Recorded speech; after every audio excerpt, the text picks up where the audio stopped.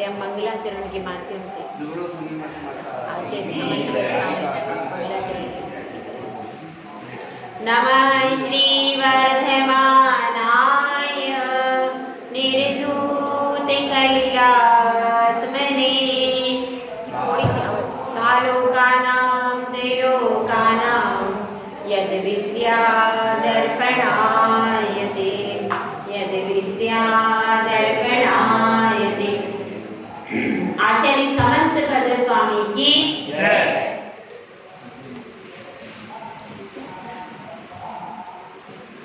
अब हम सबके क्या हुए? 8 अंग पूरे हो गए। सबके हो गए क्या? सबके हुए कि नहीं? हैं? सबके 8 अंग पूरे पूरे हो गए। शरीर के तो सब पहले से ही जन्म से ही पूरे मिल गए, लेकिन अभी शरीर से कितने ही हमें अंग पूरे मिले। लेकिन यदि हमने सम्यक दर्शन के अंगों को पूर्ण नहीं किया तो हमारा जीवन सफल नहीं है। तो सबसे पहले अपन ये 2 श्लोक पढ़ेंगे और जिसमें कि आया है किस अंग में कौन प्रसिद्ध हुआ है। एक बार इसका रिवीजन कर लेते क्योंकि आपकी परीक्षा भी होनी है, आपको पता है।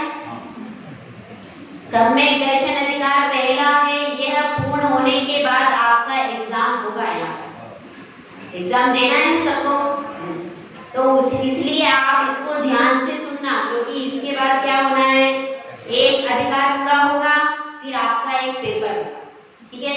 तो इसलिए और उसके बाद पेपर देने के भी एक दिन पहले आपको थोड़ा हल्का सा रिवीजन कराया जाएगा। तो इसलिए प्रति दिन आपको ध्यान से सुनना है। कभी भी कोई भी ऐसी बात आ जाएगी जो परीक्षा में आ जाएगी। अब अपन इसको पढ़ते हैं कि कौन से अंग में कौन प्रसिद्ध हुआ है और कितने लोग इसमें प्रसिद्ध हुए। इसको पढ़ते हैं। यावदंजन चोरंगे तदोनंदमति स्मृता उद्गायनस्य तृतीयेऽपि तुरीये रेवती मता ततो जिनेन्द्र भक्तुन्यो वारिषेणस्ततः परः विष्णुश्च वज्रनामा च शेषयोर्लक्ष्यतां गतौ। अब इसमें क्या कह रहे हैं? यावत अंजन चोरंगे, पहले से लेना है। पहला अंग कौन सा भाई? निशंकित अंग है, उसमें कौन प्रसिद्ध हुआ? अंजन चोर। अब अपन हर अंग का थोड़ा थोड़ा स्वरूप भी इसमें स्मरण करते चलेंगे। तो उसका मुख्य स्वरूप क्या है? जिन बच में शंका न रहा। जिनेंद्र प्रभु की वाणी में शंका धारण नहीं करना। ये कौन सा अंग हो गया अपना? निशंकित अंग। और उसके बाद कौन सा है? निकांक्षित अंग। तो क्या बताया है? अनंतमति इसमें प्रसिद्ध हुई है। निकांक्षित अंग में प्रसिद्ध हुई है। निकांक्षित अंग का स्वरूप क्या है? विषय सुखों में सुख नहीं है, ऐसी भावना रखना और भगवान के पास में आकर के विषय सुखों की आकांक्षा नहीं करना। यहाँ पर कोई भी लौकिक कामना, यहाँ पर केवल आपको भगवान की भक्ति करना है बस। भक्ति से बाद में सब कुछ अपने आप मिल जाए, लेकिन अपने को डिमांड नहीं। ये कौन सा निकांक्षित अंग हो गया। अब तीसरा अंग कौन सा है? निर्विचिकित्सा। उसका स्वरूप क्या है? धर्मात्मा पुरुषों के शरीर में यदि कोई मलिनता हो, कोई रोग हो, तो उसको देख करके ज्ञानी। ये कौन सा हो गया? आज रिवीजन चल रहा है आपका, ठीक है। तो निर्विचिकित्सा अंग में कौन प्रसिद्ध हुआ है? उद्गायन राजा। इसमें बताया ना, उद्गायन तृतीय अंग कौन सा है? है, राजा प्रसिद्ध हुआ है। तुरीय रेवती माता। चतुर्थ में कौन प्रसिद्ध हुआ है? चौथा अंग है अमूढ़ दृष्टि और उसमें प्रसिद्ध कौन हुआ है? रेवती रानी। ठीक है, अब थोड़ा सा और देख लेते हैं। पहला अंग कौन सा है? निशंकित। उसमें कौन सा अंग है? दायां पैर। ठीक है, दूसरा अनंतपति, निकांक्षित अंग, और निकांक्षित अंग में कौन सा अंग है?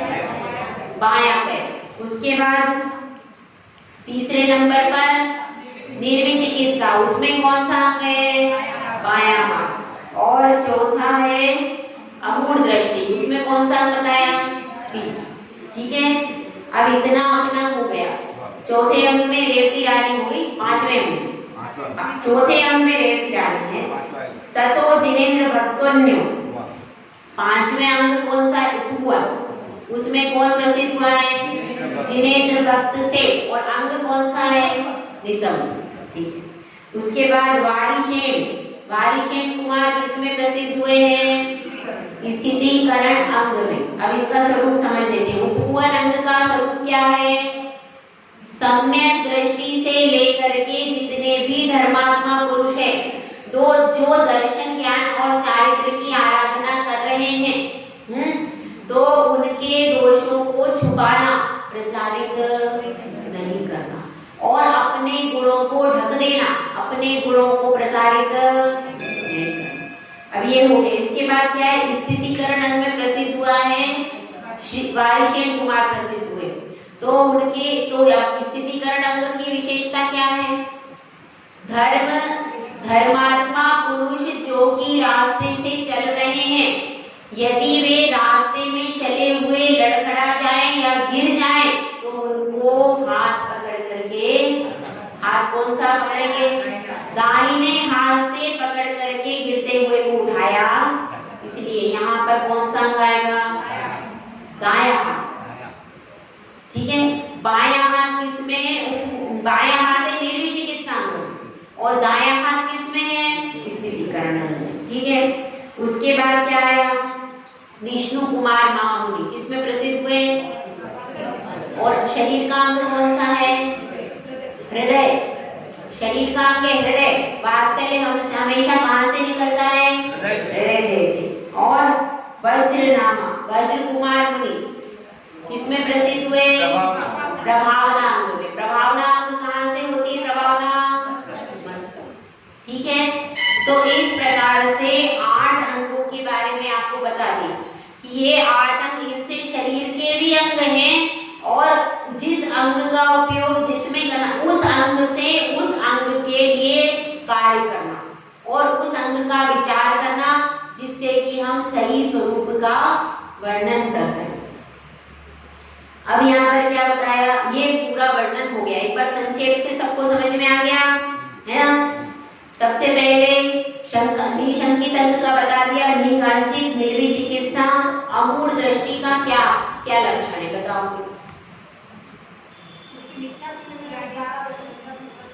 नहीं, मिथ्यात्व के जो आयतन हैं उनकी तरफ मुख नहीं करना, उनकी तरफ पीठ कर देना, उनकी तरफ दृष्टि नहीं करना। मतलब क्या है? ना मिथ्या अनायतनों में जाना है, ना वहां जाते हुए की अनुमोदना करना है, और किसी को भेजना भी कि हम तो नहीं जा सकते, हमारा तो त्याग है, तुम ऐसा नहीं बोलो। इसमें भी आपको पाप, इसलिए उस तरफ दृष्टि नहीं करना, अपने को पीठ कर देना है, उस तरफ दृष्टि नहीं करना, यही बताया। तो अब इस तरह से अपने पूरे 8 अंग पूरे हो गए। अब आप लोगों को अपने जीवन में समझना है कि क्या हमारे 8 अंग पूरे हैं कि नहीं, है कि नहीं? ये सब विचार आपको करना गहराई से। अभी प्रैक्टिकल, अब एग्जाम लूंगी तो उसमें प्रैक्टिकल में क्वेश्चन आएंगे, आप ऐसा मत समझो कि ये रटा रटा याद आ जाएगा। ये तो उसमें प्रैक्टिकल में कोई सिचुएशन दी जाएगी और उस सिचुएशन को रख करके आपको पूछा जाएगा अब आप क्या करोगे, आपको उसमें लिखना पड़ेगा अपने दिमाग से सोच के कि क्या करना चाहिए। ठीक है, इसलिए ऐसा सीधे सीधे क्वेश्चन नहीं आएगा, सिचुएशन के आधार पे भी क्वेश्चन, प्रैक्टिकल भी आएगा, केवल थ्योरी थोड़ी आएगी, प्रैक्टिकल भी आएगा। तो इसलिए अपने अपने दिमाग को अभी से आप खोल के तैयार करो कि हम 8 अंग ये केवल पढ़ने के लिए नहीं, इनको जीवन में कैसे उतारना है। और अगर ये 8 अंग आपके पूरे नहीं है तो सम्यक दर्शन आपका है कि नहीं? ठीक है, तो इसलिए अब अपने को ये समझना है। और अब इसका एक उपसंहार आ रहा है लास्ट में कि इन अंगों में से किसी ने प्रश्न किया कि भाई हम तो केवल निशंकित अंग को धारण करते, केवल एक ही तो बात है, जिस वक्त में शंका था केवल निकांक्षित अंग एक ही दे देते, 8 अंग की क्या आवश्यकता थी इसमें? एक अंग दे देते, सबसे मुख्य निशंकित है, शंका करो तो सारे दोष आ जाते हैं, तो आप एक निशंकित अंग दे देते, एक ही में ही सब समाहित हो जाता, 8 देने की क्या जरूरत थी? तो आचार्य श्री उनको समझाने के लिए इस श्लोक की रचना कर रहे हैं।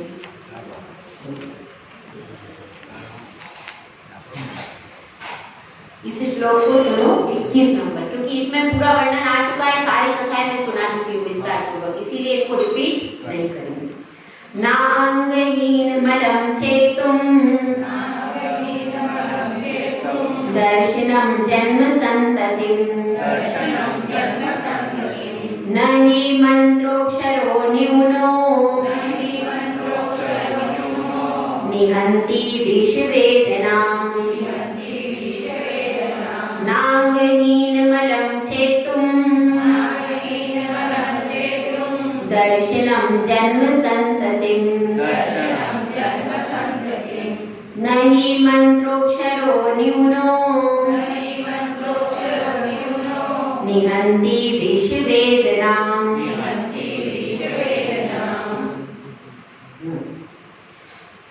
अब इसमें हमको समझाया है आचार्य परमेष्ठी ने कि भैया 8 अंग कहे हैं, 8 का ही आपको पालन करना है। ऐसा नहीं है कि हम एक अंग पालन कर लेंगे और अपना काम नहीं होगा, पूरे 8 अंग बताए हैं तो पूरे 8 अंगों को ही पालन करना पड़ेगा। जैसे क्या होता है, ना अंगहीन मलम छेतुम, क्या कह रहे हैं, एक अंग से जो हीन है, ऐसा जो सम्यक दर्शन है वह जन्म रूपी संतति को छेदने में कारण नहीं बनता।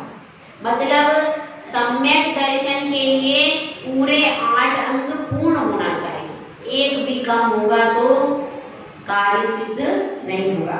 जैसे कि एक मंत्र है, उसमें एक अक्षर कम है, तो वह मंत्र की आराधना करके हम उस मंत्र का फल प्राप्त कर सकते हैं भाई? नहीं कर सकते। आप लोग बहुत सारे मंत्र जपते हो, नमोकार मंत्र भी जपते हो, लेकिन क्या होता है, पढ़ तो रहे पर उच्चारण अशुद्ध है, इसके कारण कार्य की सिद्धि नहीं होती। तो इसमें कह रहे हैं जैसे कि एक मंत्र है, किसका मंत्र है, विष को दूर करने का मंत्र, विष को दूर करने का एक मंत्र है, लेकिन अगर उसमें एक अक्षर कम है तो क्या होगा, वह विष की वेदना को दूर नहीं कर सकता। तो इसमें हमें विचार करना है। हम लोग भी नमोकार मंत्र पढ़ते, सब ये कहते माता जी कुछ होता ही नहीं है, हम तो रोज नमोकार मंत्र पढ़ते।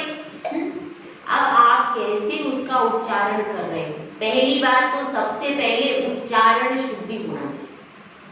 पहले जो मंत्र लिखा है, नमोकार मंत्र भी लिखा है, उसके अक्षर जैसे लिखे उनको वैसा ही पढ़ना। ये क्या होता है, उच्चारण की शुद्धि। शब्दाचार अर्थाचार दो प्रकार से ज्ञानाचार के भेद हैं। जो शब्द जैसा आचार्यों ने लिखा है उसको वैसा ही उच्चारण करना। अब हम क्या करते हैं, ना नहीं बोलते, नमो अरिहंता ना बोल देते, अपने मन से उसमें ना का ना कर लेते, और बोलते समय में कोई अरिहंता बोल देते हैं, कहीं रम में गलती कहीं कुछ। तो इस तरह से जब हम उच्चारण करते हैं तो नमोकार मंत्र का भी उच्चारण सब सही नहीं करते। तो क्या होता है, उच्चारण की शुद्धि नहीं होने के कारण भी क्या हो जाता है, वह फल आपको मिलता जो मिलना चाहिए। तो सबसे पहले शुद्धि कौन सी होना चाहिए मंत्र में? उच्चारण की शुद्धि।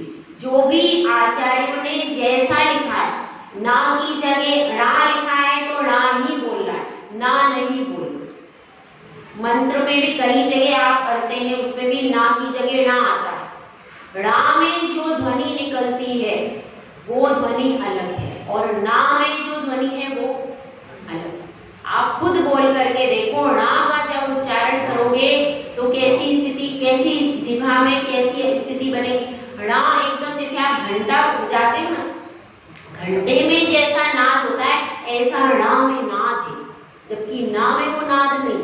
आप स्वयं देखो, रा में एकदम कैसा होता है, जैसे कि ध्वनि की एक विशेष ध्वनि, तो वह रा कैसा है? यह शोर सेनी भाषा है, प्राकृत। प्राकृत में शोर सेनी भाषा में हमारे सारे आचार्यों ने ग्रंथों को लिखा। तो जो आचार्य ने रा शब्द लिखा है तो उसकी ध्वनि और उसकी विशेषता कितनी रही होगी। यहाँ तक कि ये सब कहाँ लिखा गया? नमोकार सबसे पहले धवला पुस्तक में लिपिबद्ध किया। नमोकार मंत्र तो अनादिकाल से चला आ रहा, लेकिन लिपिबद्ध किसमें हुआ सबसे पहले? पुष्पदंत दूतबली। और उन्हीं की एक कथा आती है, बहुत प्रसिद्ध कथा है, कि जब वे धरसेनाचार्य के पास में आए, किस लिए आए थे? किस लिए आए थे भाई? शुद्ध पंचमी की कथा सुनी है ना सबने? शुद्ध पंचमी की कथा है कि जब शुद्ध का लोप होने लगा तो धरसेनाचार्य ने वह पत्र लिख करके कहाँ भेजा? धारा नगरी में, जहाँ पर आचार्य अरहतबली पंचवर्षीय प्रतिक्रमण कर रहे थे। अब उनको चिंता हुई कि मेरे पास भी एक अंग के कुछ अंश का ज्ञान रह गया और वह भी लुप्त हो जाएगा, तो कैसे होगा? इसलिए उन्होंने धारा नगरी में पंचवर्षीय युग प्रतिक्रमण, अभी भी विराट सागर महाराज जी करवाते हैं वो युग प्रतिक्रमण। पहले जो होता था तो उसमें एक ही आचार्य के शिष्य नहीं आते थे, जितने भी साधु होते थे सारे उस युग प्रतिक्रमण में जाते थे, ऐसा होता था। तो अब आचार्य अरहतबली के पास सारे साधु आए थे, पूरे भारत भर के पूरे साधु आए थे। तो वहां पर धरसेनाचार्य ने वहां पर पत्र लिख करके भिजवाया। पहले तो पत्र की व्यवस्था थी, बाकी तो कोई व्यवस्था थी नहीं। तो उन्होंने अपना एक संदेश वाहक वहां पर भेजा और उस संदेश वाहक ने वहां पर निवेदन किया, पत्र दिया। पत्र को वहां पर पूरी जो युग प्रतिक्रमण में जितने भी साधु मुनिराज आदिका आदि विराजमान थे उन सबके बीच में वह पत्र पढ़ा गया और उस पत्र में लिखा था कि मेरा जीवन अब अल्प है, मेरी आयु अल्प है और मेरी वृद्धावस्था आ गई है और मेरे पास एक अंक का ज्ञान है, लेकिन मेरे पास उसको देने के लिए योग्य शिष्य का अभाव है। ऐसा शिष्य नहीं है जो मेरे ज्ञान को ग्रहण कर सके और उसका प्रचार कर सके। इसलिए आपके पास से कोई भी दो मेधावी शिष्य भेजो जिनको मैं अपना ज्ञान प्रदान कर सकूं। अब ऐसा पत्र वहां पर रखा तो आचार्य अरहतबली ने दो शिष्यों का चुनाव किया, क्योंकि बहुत ज्यादा गहरा ज्ञान है तो उसको देने के लिए कैसे शिष्य चाहिए? एक बार गुरु पढ़ा दे तो तुरंत समझ में आ जाए, क्योंकि उनके पास समय कम है। और मेधावी शिष्य जो होता है वो एक बार सुन करके तुरंत याद कर लेगा, जो गणित में भी निपुण हो, व्याकरण में भी निपुण हो, क्योंकि जिसको भाषा का ज्ञान नहीं है वो कैसे करेगा? उसको भाषा का भी अच्छा ज्ञान होना चाहिए और गणित आदि का, क्योंकि देखिए आप धवला पुस्तक बहुत कठिन है, उसमें गणित का, कर्म सिद्धांत का, जिनागम का उसको पूरा ज्ञान होना चाहिए और फिर गणित का भी होना चाहिए और ज्योतिष का, व्याकरण, जो भी ज्ञान है सारा ज्ञान उसको हो। तो ऐसे दो मेधावी शिष्य उन्होंने चुने। उन शिष्यों के नाम क्या थे? नहीं, सुबुद्धि और नरवाहन, ये दो शिष्यों के नाम थे। वे दोनों शिष्यों को वहां पर भेजा। कहां पर? धरसेनाचार्य कहां पर थे? गिरनार पर्वत पर। अरहतबली आचार्य की धारा नगरी में सभा हो रही थी। ये गिरनार पर्वत पर थे। तो अब यहाँ से कितनी दूर पड़ गया? धारा नगरी मेरे ख्याल से वही है, एमपी में जो धार है उसी को मानते हैं धारा नगरी, मतलब ये एमपी है और वो कहाँ? गुजरात, गिरनार, तो बहुत दूर था। तो वे सब दोनों शिष्य पैदल विहार करके, और जैसे ही उनके आने का समय हुआ तो रात को उन्होंने सपना देखा, किसने? धरसेनाचार्य ने, कि 2 बैल युवा आ रहे हैं। ऐसा देखा तो उन्होंने क्या, उनके मुख से निकला, जयतु शुद्ध देवता, मतलब शुद्ध देवता की जय, ऐसा था। उसके बाद वो दोनों आ गए। अब दोनों आ गए तो अब उन्होंने कहा मुझे ज्ञान तो देना है, पर पता नहीं ये शिष्य आए, अब इनकी परीक्षा किए बिना ज्ञान नहीं देना।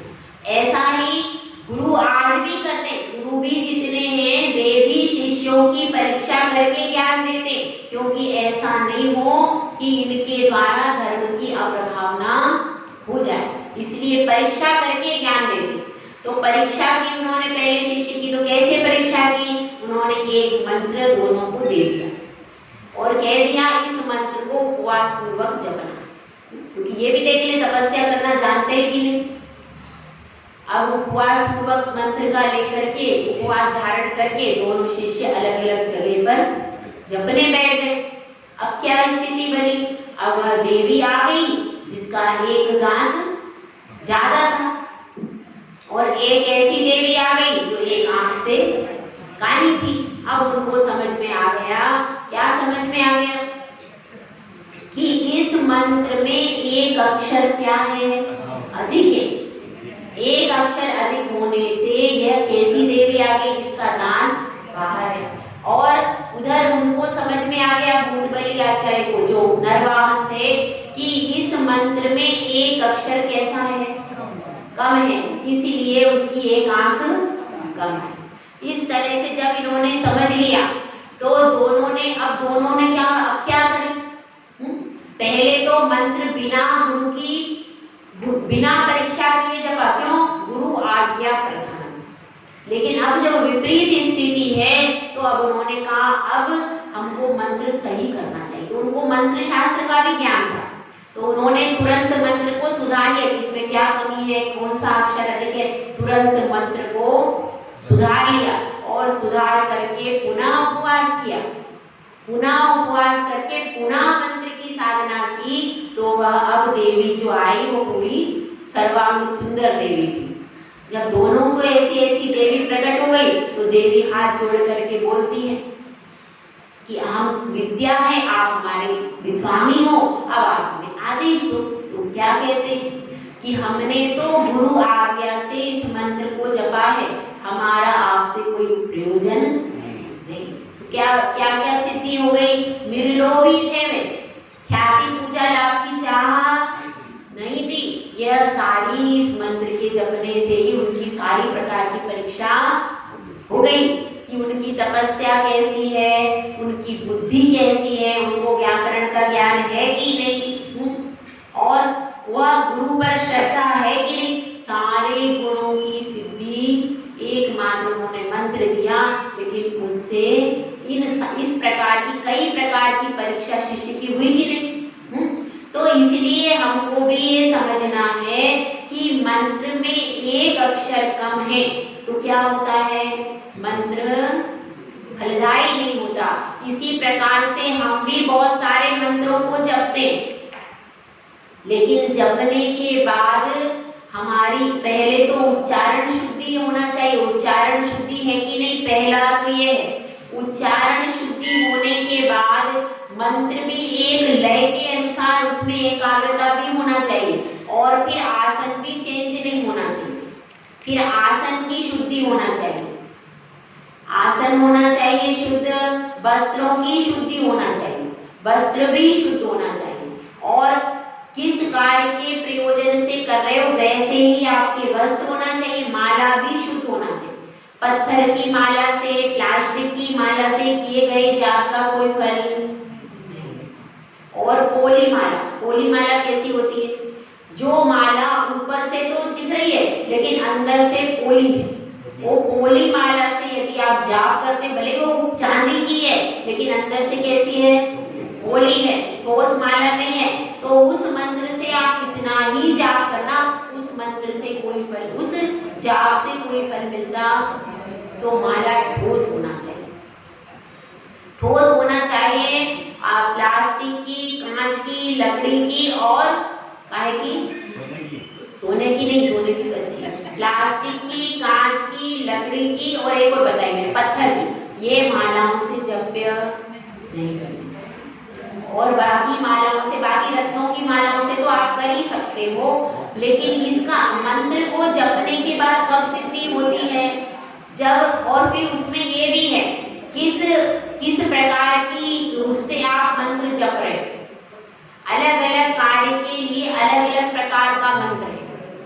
शांति के लिए जपना है तो क्या करना है, सफेद वस्त्र पहनो, सफेद आसन हो, सफेद माला हो, और उसमें मुहूर्त भी देखा जाता है, मुहूर्त भी देखा जाता है, योग भी देखा जाता है, नक्षत्र भी देखा जाता है, और फिर श्रीफल चढ़ा करके भगवान के सामने या गुरु के पास मंत्र जपने की परमिशन ली जाती है कि गुरुदेव हम ये कार्य सिद्धि के लिए, मंत्र भी गुरु से लिया जाता है।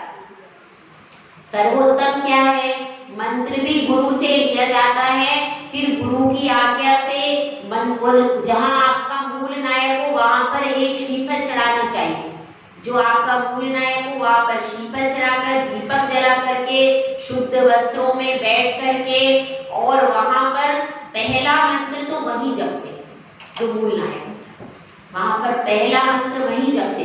उसके बाद पहली माला जो होगी उसके बाद भी आप जैसे जैसे मन वचन काया की एकाग्रता और वस्त्रों की शुद्धि आदि से करोगे तब जाकर के सिद्धि होती। और हम इतना सब करते हैं क्या, कुछ नहीं, कहीं भी जा रहे हैं, कहीं से भी गाड़ी से बैठकर आ गए और कैसे भी कपड़ों से जप लिया तो उनका कुछ भी कार्य सिद्ध। मोक्ष के लिए भी हमको इच्छा तो है, लेकिन एक नमोकार मंत्र भी आप शुद्ध उच्चारण पूर्वक लयबद्ध तरीके से पूर्ण एकाग्रता के साथ 9 बार भी जप नहीं पाते। तो इसलिए कहते नमोकार मंत्र में 84 लाख मंत्रों की शक्ति है, उसमें कोई कमी नहीं है, लेकिन कमी हमारे में क्या है कि हम उच्चारण शुद्धि नहीं कर पाते, फिर वस्त्र शुद्धि नहीं होती, इतनी सारी माला की शुद्धि नहीं होती। अब वो माला अपने धागे की कहीं नीचे भी गिर जाती है, वो माला से आप जपते रहते हैं। अब वो धागे की माला है, एक तो सूत की माला है, सूत की माला के लिए क्या है, कुंवारी कन्या अपने हाथ से सूत काटे और उस माला को ऊपर ही रहना चाहिए। अब माला कहीं नीचे लटक रही है, कहीं है, माला भी ऐसे व्यवस्थित रहना चाहिए, कभी भी भूमि का स्पर्श से नहीं होना चाहिए। और ये मैली भी हो जाती है तो इसको दोबारा से फिर धो करके इसको गंधोदक से शुद्ध करना चाहिए, ये सब व्यवस्था। सूत की माला का भी फल नहीं बताया, सिर्फ कुंवारी कन्या के लिए बताया है, मगर ऐसी कुंवारी कन्या की सूत से काट के कहाँ बनती माला। तो इसलिए सर्वोत्तम, और माला सबकी अपनी अपनी पर्सनल होना चाहिए, सबकी अपनी पर्सनल माला हो। और हाथ में यदि पसीना आ गया तो फिर आपको हाथों का प्रक्षालन करके फिर माला जपनी चाहिए। पसीने से भी माला का स्पर्श और उसका माला का विधिवत मंत्र है उसको पवित्र करने का, माला के पवित्र करने का मंत्र है, उसको वेदी में रख करके उसके बाद फिर उस पर गंधोदक छिड़का जाता है, और उसके बाद उसको डिब्बी को भी व्यवस्थित रखो और उस माला को भी जमीन से अपने शरीर से छूना नहीं चाहिए माला, हाँ, अपने शरीर के अंगों से माला का स्पर्श नहीं होना चाहिए, सिर्फ हाथों के अलावा, क्योंकि आपके पैरों में यदि माला गिर रही है तो क्या होगा, वो स्थिति नहीं बनेगी। उसमें बिल्कुल बहुत सावधानी की आवश्यकता है, बहुत सावधानी और बहुत एकाग्रता के साथ यदि मंत्र का जाप करते हैं तब जा करके उसका सही फल प्राप्त होता है। ये पूरी विधि है, मंत्र के जाप की पूरी विधि आपको बताए, क्योंकि हम मंत्र जाप सभी करते हैं कि नहीं, सभी, लेकिन मंत्र जाप करने के बाद भी मन में शांति, मन में आनंद, मन में एक जो होना चाहिए आभास, वह सब होता क्यों नहीं होता? क्योंकि जो विधि आगम में ऐसी बताइए, मैंने बताई, ये पूरी आचार्य महावीर कीर्ति महाराज जी का एक ग्रंथ है, उसमें पूरी ये विधि लिखी है और वो मंत्र साधना के मास्टर माने जाते हैं। उनके बारे में कथन आता है कि एक कोई व्यक्ति था, उसको क्या हो गया, सर्प ने काट लिया। आचार्य महावीर कीर्ति महाराज जी का कथन है, उस व्यक्ति को सर्प ने काट लिया। अब आचार्य श्री ने उसके ऊपर अपनी पिछी घुमा दी, उसका विष इतने ज्यादा, उनकी मंत्र शक्ति, उनको मंत्र शास्त्र का बहुत विशेषज्ञ थे, निमित्त ज्ञानी भी थे, ज्योतिष शास्त्र के विशेषज्ञ थे। तो इस तरह से इतने विशेषज्ञ जो हमारे आचार्य महाराज 18 भाषाओं के ज्ञाता थे। और उनके बारे में और भी प्रसंग आता है कि एक बार उनके शरीर में सांप ने काट लिया, गिरनार पर्वत की ही बात है, उनकी उंगली में। तो उन्होंने क्या किया कि वो सामायिक में बैठ गए, सामायिक में बैठ गए, उन्होंने सबको बिठा लिया, सब लोग नमोकार मंत्र पढ़ो। उस समय जो श्रावक थे वहां पर, तो सब श्रावक गण बैठकर नमोकार मंत्र पढ़ते रहे और फिर वो सामायिक में बैठ गए, उनके शरीर से पूरा काला काला पसीना निकल गया और उन्होंने कैसा अपने अंतरंग में ध्यान किया, मंत्र जपा और उनका पूरा विष अपने आप सामायिक में दूर हो गया। तो ऐसे ऐसे साधक हमारे, जिन शासन की शान है कि जो बीज बो करके गए तो उसका फल आज हमको मिल रहा है। यदि वे उस समय निर्गंध साधना का बीज बो करके नहीं जाते तो हमको क्या कुछ मिलता? कुछ भी नहीं मिलता। तो ऐसी ही इसलिए हमको समझना है कि मंत्र जिस प्रकार से पूर्ण होता है तो साधना पूरी होती है। इसी प्रकार से सबसे पहले हमको सम्यक दर्शन के 8 अंगों को पूरा करना है। एक भी अंग यदि हमारा अधूरा रह गया तो हमारे लिए क्या होगा? सम्यक दर्शन प्राप्त नहीं हो सकता। वह पूर्ण, जैसे शरीर में एक अंग आपका नहीं है, एक हाथ नहीं है, तो क्या करोगे? अभिषेक कर लोगे? जैसे वहां पर केवल पूजा अभिषेक आप नहीं कर सकते, अगर एक हाथ नहीं है तो कर सकते हैं, एक पैर नहीं है तो नहीं कर सकते। जिस प्रकार से वहां पर नहीं कर सकते, इसी प्रकार से सम्यक दर्शन में भी हमको प्रतिपल प्रयास करना। किसका? किताब रटने का नहीं, हमारे अपने जीवन में झांक कर देखना कि हमें निशंकित अंग है और निकांक्षित अंग हमें है कि नहीं। कहीं हम भी तो मंदिर में आकर के अपनी समस्याएं ही नहीं कह रहे, गुरु के पास भी क्यों आ रहे हैं? हमारी ये समस्या है, इसलिए गुरु के पास में होता है। बहुत सारे लोगों का आचार्यों के पास में भी जाते हैं और जब उनका समस्या होती है तो जाते हैं और जैसे ही समाधान हो जाता है तो फिर गुरु मंदिर में, हम घर में। ऐसे हैं लोग, ऐसे भी लोग। तो ऐसा आप केवल समस्या, और अब गुरु भी ये सोचते हैं कि भाई ये व्यक्ति भटक रहा है, यदि मैं समाधान नहीं करता हूँ तो ये मिथ्या में जाएगा, तो गुरुदेव उसको उपचार समाधान बता देते हैं। लेकिन जब समाधान हो गया, उसके साथ सब अच्छा हो गया उसके पास, तो फिर वो गुरु को सुख में सुमिरन तो भूलते हैं। दुख में आकर के हम भगवान भगवान चिल्लाते, और जब हमारा सुख आ जाता है तो सब भूल करके विषयों में मस्त हो जाते। तो ऐसी स्थिति हमारी बनती है कि नहीं बनती? लेकिन इसको बनाना नहीं, ये सम्यक दृष्टि की पहचान नहीं है। सम्यक दृष्टि की तो यह पहचान है, चाहे सुख हो चाहे दुख हो, कुछ भी हो, मैं तो यदि अन्न पानी ग्रहण करूंगा तो प्रभु पहले प्रभु का मुख देखूंगा, फिर मुख में पानी जाएगा। पहले सबसे पहले किसका मुख देखना है? भगवान का देखना है, और किसी का मुख मुझे, ऐसी सम्यक दृष्टि सोचना है। तो अपने को, यह तो ठीक है भगवान का दर्शन किया है, लेकिन सम्यक दर्शन के 8 अंगों को अपने जीवन में उतारना। केवल भगवान के लिए, गुरु के लिए नहीं, वो तो कभी कभी मिलते हैं, लेकिन ऐसा हमारे जीवन में हो कि 8 अंगों में हमारे साधर्मी बंधु को भी लगे कि नहीं, इनमें कुछ चेंज आ गया। क्या लगना चाहिए? साधर्मी बंधु को महसूस होना चाहिए कि नहीं, इनमें कुछ शांति आ गई। कैसे पता चलेगा? जब आपके पास शांति और क्षमा आ जाएगी, तब सबको पता चल जाएगा कि नहीं भैया, इनके 8 अंग आ गए। और किसी से सामने वाले को पता नहीं चलेगा, लेकिन अब जब आपके चेहरे पर शांति आ जाएगी, जब कोई आपको कुछ बोल भी देगा तो आप क्षमा धारण कर लोगे, तब क्या होगा? तब सामने वाले को पता चलेगा और उससे प्रभावना अपने आप हो जाएगी। क्योंकि जब एक व्यक्ति देखेगा कि नहीं, ये व्यक्ति शांति रहता है, मुझे भी ऐसा बनना, तो दूसरा भी शांति के लिए प्रयास करना शुरू कर देगा। तो अपन को ऐसा बनना है कि हमारे बोलचाल से, व्यवहार से सामने वाला भी सम्यक दृष्टि बन जाए, उसकी भी कषाय शांत हो जाए। तो अब इस तरह से हमने क्या समझा है?